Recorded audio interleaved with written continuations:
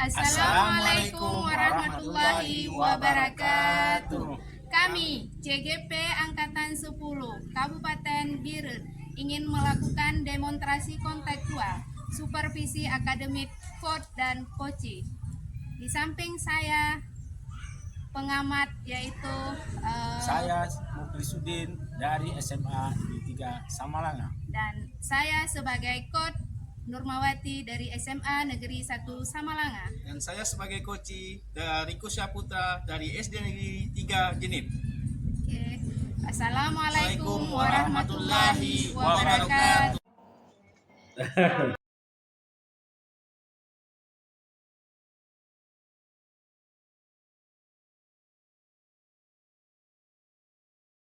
Assalamualaikum Pak Riko. Waalaikumsalam Bu Nurma. Apa kabar hari ini Pak Riko? Alhamdulillah sangat baik. Ya, luar biasa ya. Alhamdulillah keadaan saya juga sehat ya Pak. Jadi hari ini Pak Riko akan melakukan coaching bersama Pak Muklis. Di sini saya akan melakukan pengamatan supervisi tentang kompetensi Bapak dalam melakukan coaching ya Pak. Nah, supervisi ini sangat akan membantu Bapak dalam mengembangkan kompetensi coaching. Kompetensi inti coaching ini seperti yang kita ketahui terdiri dari kehadiran penuh, mendengarkan aktif dan mengajukan pertanyaan berbobot Pak. Nah, dari ketiga kompetensi ini mana yang mau Bapak kembangkan Bu? Ya, baik. Dari ketiga kompetensi ini saya ingin mengembangkan kompetensi mendengarkan aktif dan mengajukan pertanyaan yang berbobot, karena dengan mendengarkan aktif kita baru bisa memahami masalah yang dihadapi kunci secara utuh. Dengan begitu saya juga akan mampu mengajukan pertanyaan yang berbobot yang sesuai dengan permasalahan yang dihadapi kunci. Begitu Ibu. Oke, baik. Berarti Bapak di sini ingin mengembangkan kompetensi mendengarkan aktif dan mengajukan pertanyaan berbobot agar dapat menangkap permasalahan yang dihadapi kunci secara utuh dan membantu kunci menemukan solusi dari permasalahannya. Nah, menurut Bapak, apa indikator bahwa dua kompetensi ini sudah mampu Bapak kuasai dengan baik? Untuk indikator mendengarkan aktif, saya bisa menemukan kata kunci dari apa yang disampaikan oleh kunci, yaitu Pak Muklis. Selanjutnya dari kata kunci itu saya akan mengajukan pertanyaan untuk membantu Pak Muklis nanti bisa menemukan solusi. Oke, baik Pak. Sebelum melakukan coaching, saya akan menyampaikan penilaian saya dalam observasi ini ya. Yang pertama itu adalah terdiri dari kompetensi coaching Bapak sebagai coach, yaitu kehadiran penuh, mendengarkan aktif dan mengajukan pertanyaan berbobot. Nah, di sini saya akan fokus pada dua kompetensi sesuai dengan percakapan kita tadi, bahwa kompetensi yang paling ingin Bapak kembangkan itu adalah mendengarkan aktif dan mengajukan pertanyaan berbobot. Dari kompetensi mendengarkan aktif, Bapak akan mampu menemukan kata kunci. Kemudian Bapak akan mendengarkan dengan rasa agar mampu mengajukan pertanyaan berbobot sesuai dengan masalah kunci.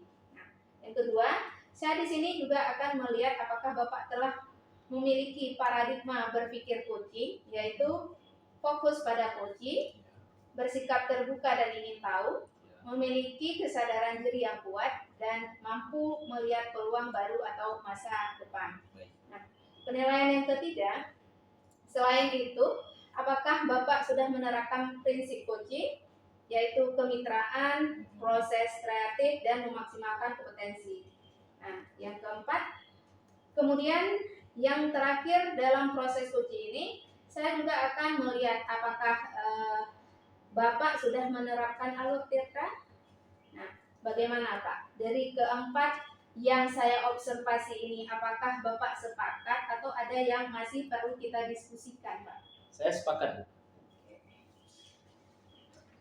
Sepakat ya, Pak? Sepakat. Kalau begitu silakan Bapak melakukan coaching bersama Pak Muklis. Terima kasih, Bu. Ya, sama-sama. Assalamualaikum Pak Muklis, apa kabar? Salam Pak Ibu. Iya, bagaimana keadaannya? Baik sih Pak. Alhamdulillah sehat ya Pak Muklis ya. Iya. Oke, ini ada yang bisa saya bantu Pak? Ini Pak, kalau boleh nih ya, saya ingin menceritakan sesuatu sama Bapak. Apa boleh Pak? Boleh, silakan. Saya ingin menemukan solusi dari permasalahan saya Pak Ibu ya. Ini mungkin setelah saya ceritakan sama Bapak, nanti saya bisa mendapatkan gambaran ya tentang apa yang perlu saya lakukan Pak Ibu. Ya. Memangnya ada masalah apa, Pak Muklis? Gini Pak, ini ada satu siswa saya ya di kelas dalam waktu mengikuti pelajaran saya, dia ini seperti apa namanya itu malas ya, sering tidur ya, dan tidak mau mengerjakan apa namanya itu tugas yang saya berikan Pak. Nah ini makanya saya bingung. Nah, ini Pak, kan saya ingin juga ini siswa ini sama seperti siswa yang lain gitu Pak.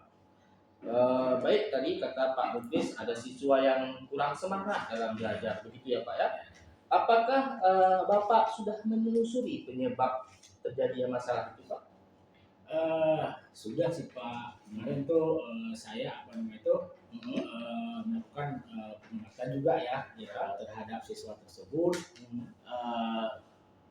Kenapa sampai apa namanya itu siswa ini seperti malas ya, sering tidur di kelas dan tidak mau mengerjakan apa namanya itu tugas yang saya berikan. Lalu dari pengamatan Pak Muklis, kenapa nih dia tidak suka dengan pelajaran Pak Muklis? Mungkin dikarenakan memang ya saya sebelumnya saya Pak mengajar pelajaran ekonomi di sini ya. Karena memang kebanyakan dari siswa ini tidak suka dengan pelajaran ekonomi Bapak ya, karena memang katanya ada hitung-hitungnya. Oh iya. Kadang apa namanya itu mungkin ya dari apa cara saya mengajar mungkin ini Pak ya, mungkin dari cara mengajar saya masih mungkin menggunakan metode yang apa ya kurang menarik terhadap siswanya Pak, mungkin itu Pak. Oke, baik Pak Muklis. Kira-kira kondisi ideal seperti apa yang Bapak harapkan pada siswa tersebut? Kalau posisi ideal sih Pak ya, kita sebagai guru memang mengharapkan yang terbaik ya, posisi yang terbaik bagi siswa kita.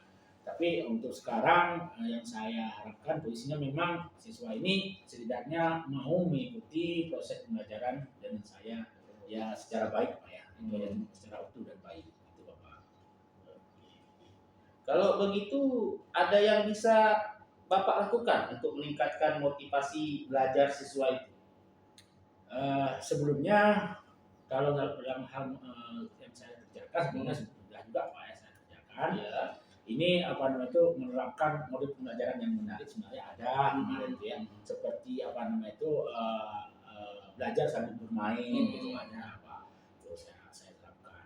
Ya kan apa ya mungkin dalam hal ini saya kurang bervariasi aja gitu dalam dalam menerapkan bentuk pembelajaran itu saja mungkin ya. Aja Pak. Berarti udah diterapkan, tapi kurang bervariasi Pak ya. Jadi luar biasa sekali sebenarnya di Pak Muklis. Kira-kira apakah metode yang seperti Bapak sampaikan tadi pernah Bapak lakukan di kelas dan apakah sudah berhasil? Sudah Pak, seperti yang saya sampaikan tadi sudah berhasil sih Pak, kemarin itu berhasil sebenarnya. Iya. Ya, karena memang mungkin kemampuan saya juga Bapak ya, kemampuan saya juga makanya mungkin tidak terlalu maksimal gitu. Kalau ditanya sudah pernah, sudah Pak. Luar biasa sekali Pak Muklis. jika rating dari angka 1 sampai 10, seberapa tingkat keberhasilan belajar metode itu untuk menarik minat belajar siswa tersebut? Ya, di saat saya melakukan metode pembelajaran seperti kemarin itu, ya ada sekali saya belajar sambil bermain, melakukan ice breaking ya. Ya alhamdulillah kalau nilai ini pencapaiannya luar biasa juga. Kalau saya rating dari 1 sampai 10, di kisaran 7 lah Pak. 7 sampai 8 itu. 7 ya Pak. 7 sampai 8. Baiklah, selanjutnya apa rencana yang akan Bapak Muklis lakukan ke depannya nanti dan bagaimana langkah-langkahnya? Untuk ke depan saya akan mencoba ya menggali informasi-informasi ataupun pengalaman-pengalaman ataupun ilmu ya yang mungkin saya di pelatihan ya di mungkin bisa nanti saya ya bertanya juga dari rekan-rekan sejawat saya gitu ya tentang bagaimana menerapkan model pembelajaran yang bisa menarik bakat dan minat siswa. Baik. Luar biasa sekali. Terus siapa yang bisa membantu Bapak dalam menyusun atau melaksanakan rencana-rencana tersebut? Ya, dalam hal ini yang pertama saya butuhkan memang dukungan dari kepala sekolah saya, juga dari rekan ya, dan juga lagi dari orang tua dari peserta didik ini juga. Luar biasa sekali. Pertanyaan selanjutnya, kira-kira berapa lama itu Pak Muklis yang Pak Muklis butuhkan untuk melaksanakannya? Kalau damanya sih Pak paling lama. Kalau damanya sih Pak paling lama sekitar seminggu lah Pak. Seminggu dalam pelaksanaannya.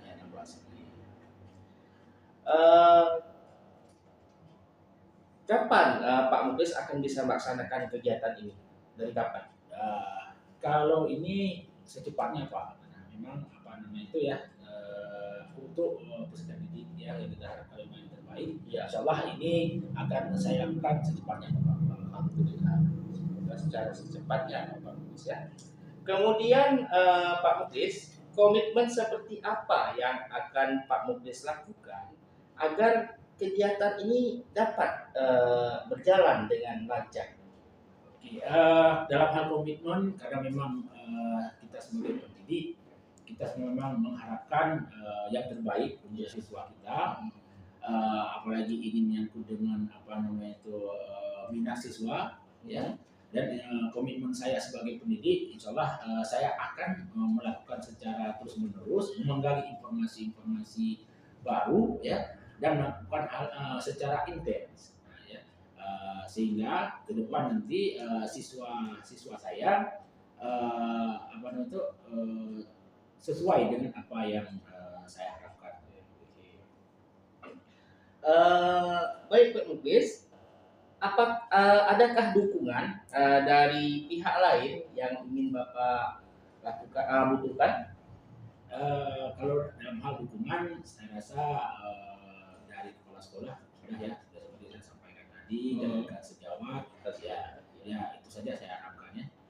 Mudah-mudahan dan selama ini pun alhamdulillah dalam hal dukungan moral ya dari pihak-pihak tersebut, alhamdulillah sudah saya dapatkan ya dari apakah itu dari kepala sekolah ataupun rekan teman-teman sejawat saya di sekolah. Baiklah. Semoga rencana itu berjalan dengan lancar ya Pak Muklis. Nah, bagaimana perasaan Pak Muklis setelah kita berbincang-bincang? Baik Pak, tadi saya sudah mengobservasi Bapak selama melakukan coaching. Luar biasa ya Pak. Bagaimana perasaan Bapak setelah melakukan coaching Pak? Alhamdulillah, saya sangat senang Ibu ya bisa membantu tadi Pak Muklis dalam menemukan solusi dan mencari permasalahannya dan penyelesaian masalahnya.